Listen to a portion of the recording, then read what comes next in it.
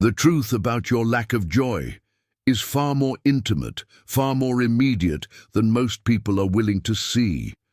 When I say lack of joy, I'm not speaking about sadness, nor about the drama of life, nor the weight of responsibilities that so many of you carry like invisible luggage. I'm speaking about something much subtler, a certain distance you have created between yourself and life. And once that distance appears, joy slips away, quietly, without argument, without noise. You see, joy is not something you pursue. Joy is your natural fragrance. Like a flower does not try to smell sweet, like the sun does not try to shine, you too do not need to try to be joyful. Yet many of you have turned your lives into an endless pursuit, chasing goals, achievements, relationships, experiences, hoping that one of these will unlock joy for you. But joy is not a treasure hidden somewhere outside. It is simply the nature of your existence when you stop obstructing it. If you look closely at yourself, you will see that your lack of joy began the moment you started believing that life must happen your way. The moment you fixed rigid expectations on how others should behave, how circumstances should unfold, how success should look, how the future must arrive. From that moment, joy became a conditional experience, available only when the world complied with your demands.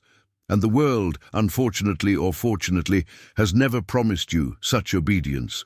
Joy disappears not because life is hard, but because your inner atmosphere is cluttered, noisy, overgrown with thoughts, anxieties, and self-created dramas. If there is too much inner friction, your natural state cannot shine through. It is like trying to see the moon through turbulent waters. The moon is still there, untouched, but the surface is too disturbed to reflect its beauty. So, if you feel a lack of joy, understand this. It is not life depriving you. It is you standing in your own way. When I was young, every moment of my day was drenched in wonder. I could sit for hours watching a leaf tremble, or a cloud break, or a bird glide. Not because I was special, but because I had not yet learned the art of interfering with life. I had not yet filled myself with unnecessary identities, opinions, or conclusions. When your mind is fresh, when your perception is unhindered, life is naturally delightful. Even now, if you allow yourself a moment of genuine observation, you will see that existence is overwhelmingly beautiful, almost to the point of being unbearable.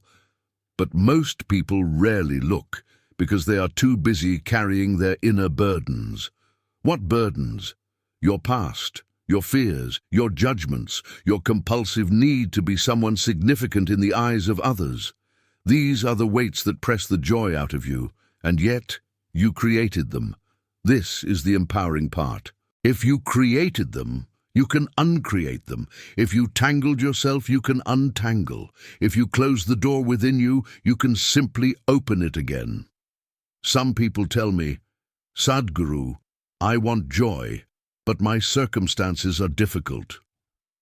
Let me tell you this, if your joy depends on your circumstances, your life is not in your hands. And if your life is not in your hands, you will forever live at the mercy of the world. Joy is freedom, but only when it is self-generated. Circumstances will always change. This is their nature. But if your inner state changes every time the outer world moves, you will be tossed around endlessly. So the real question is not, how can I get joy? The question is, what is blocking the joy that is already within me? One of the greatest blocks is the constant chatter of the mind. Your mind is a magnificent tool, but most of you have turned it into a noisy roommate, always talking, always worrying, always complaining. With such a companion inside, how will joy find space to breathe? Silence is not the absence of sound. It is the absence of compulsiveness.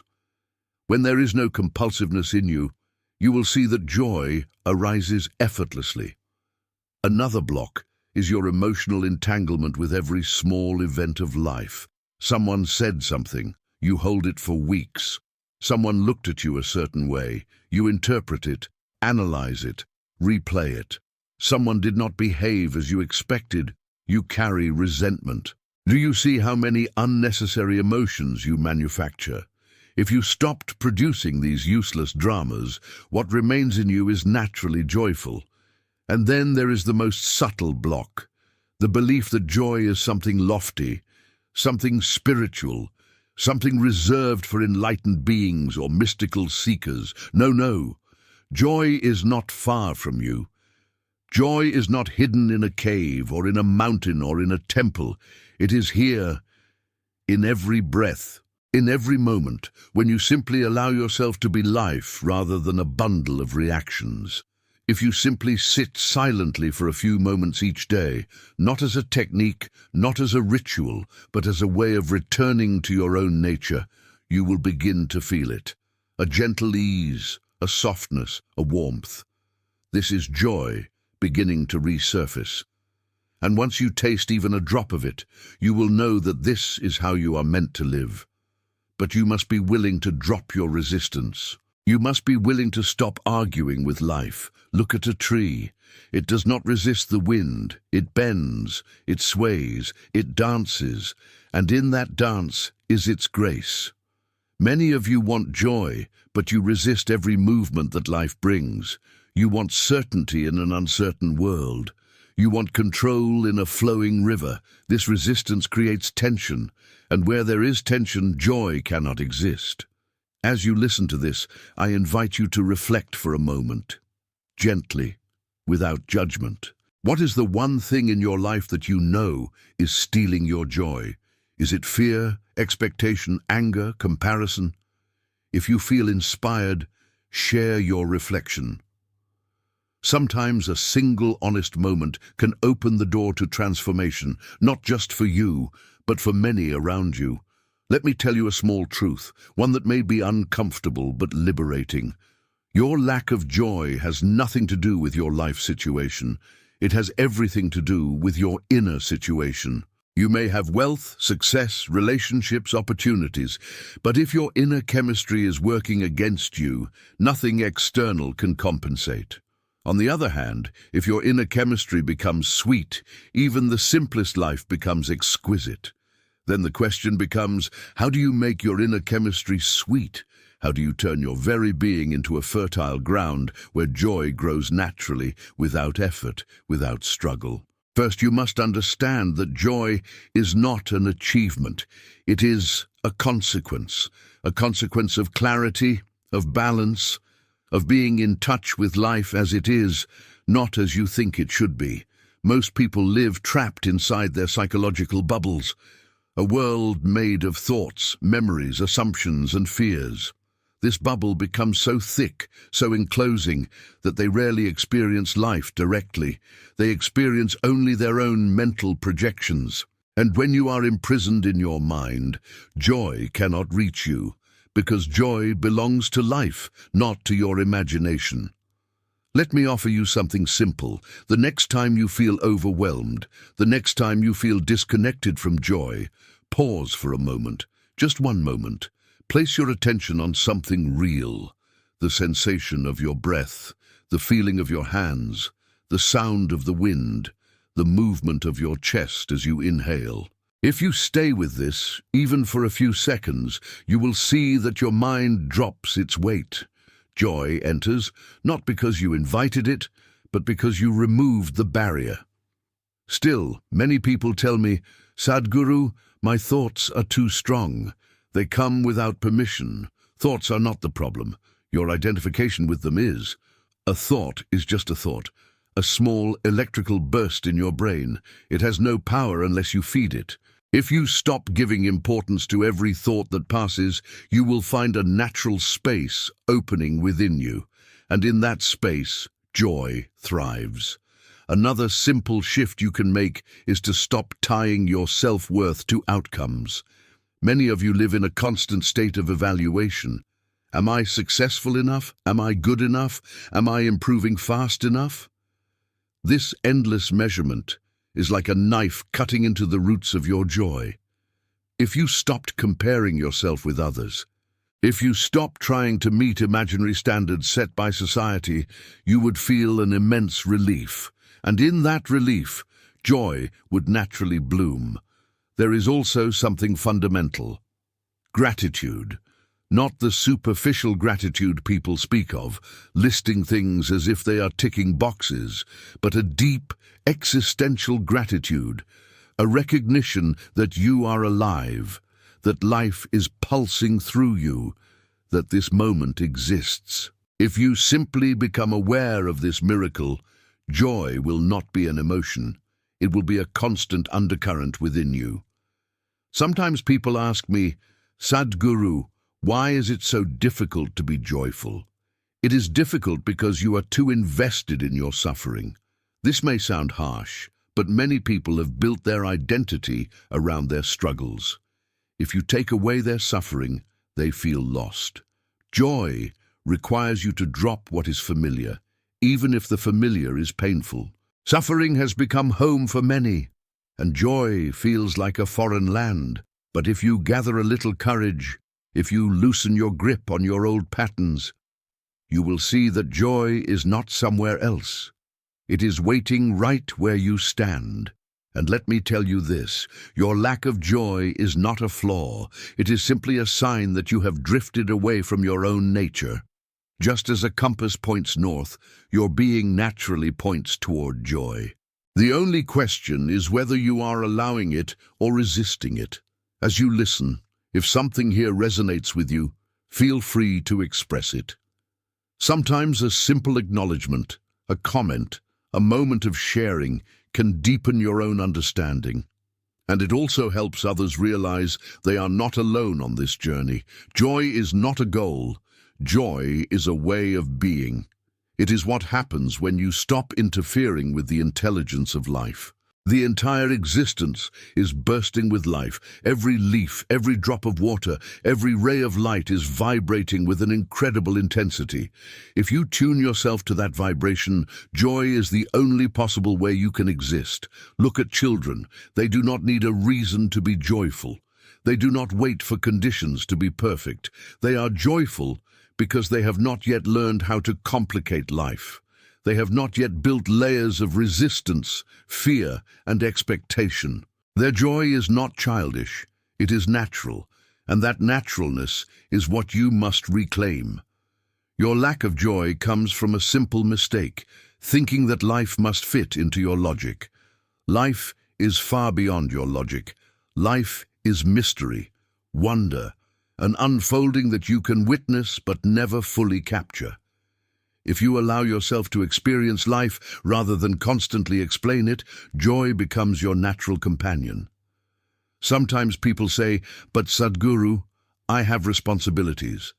I cannot just be joyful all the time. Joy does not mean irresponsibility. In fact, joyful people are far more responsible. Because responsibility means responding to life, not reacting to it. And only when you are joyful can you respond with clarity instead of reacting out of fear or frustration. If you truly want joy, start with this simple willingness, the willingness to see yourself clearly, the willingness to admit that your suffering is self-created, not as a way of blaming yourself, but as a way of empowering yourself. Because if you created the cage, you can open it. And when you open it, even slightly, life rushes in, joy rushes in. When joy enters you, even for a moment, you will realize something profound, something that can reshape the way you live. Joy is not an emotion, it is a state of clarity. It is the fragrance that arises when your life energy is unburdened, when your perception is not clouded, when your inner world is in alignment with the simple fact that you are alive. If you look at your life carefully, you will see that joy has visited you many times, perhaps for a few moments, perhaps for a few hours. There were times when you felt light, unbound, effortlessly alive, but you did not know how to sustain it. You thought joy came because something good happened. No. Joy came because for a brief moment you stopped interfering with yourself. Maybe you were watching a sunset, or listening to music, or laughing with someone you love, or simply sitting quietly. In that moment, your mind loosened its grip. Your emotions softened, your expectations faded, and suddenly joy was there. So you see, joy does not need to be created. It only needs space. If you wish to live joyfully, you must learn the art of creating space within yourself. Not by withdrawing from life, but by participating in it wholeheartedly, without being entangled in every passing ripple. Life will keep changing. This is its nature. If you remain fluid, like water, joy will remain with you. If you become rigid, like stone, even small events will crack you. This is why inner flexibility is essential. A flexible being is a joyful being. A rigid being is always on the edge, always fearful, always defensive. Flexibility comes when you stop insisting that life must follow your script, when you allow life to surprise you, to challenge you, to shape you.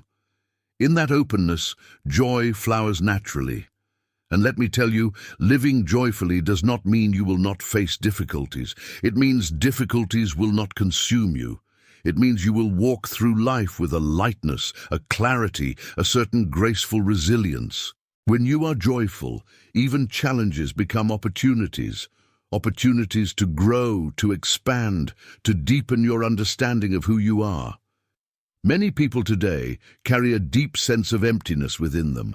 They try to fill this emptiness with entertainment, relationships, ambitions, possessions. But emptiness cannot be filled from the outside. It can only be illuminated from within. And when you illuminate it with awareness, with presence, with a willingness to see yourself truthfully, that emptiness transforms into a vast inner space.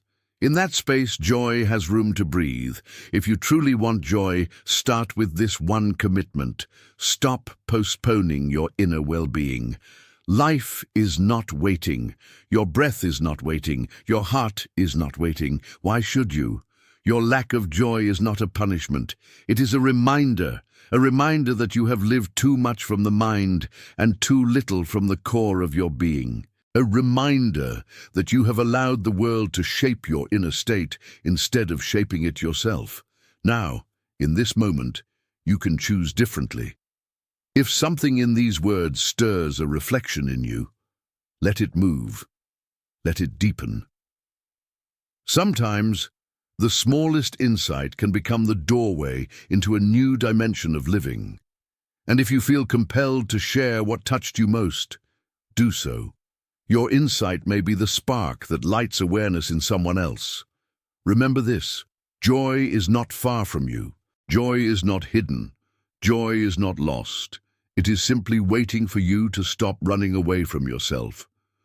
When you turn inward, not in isolation, not in withdrawal, but in clarity, you will see that the very nature of your existence is joyful.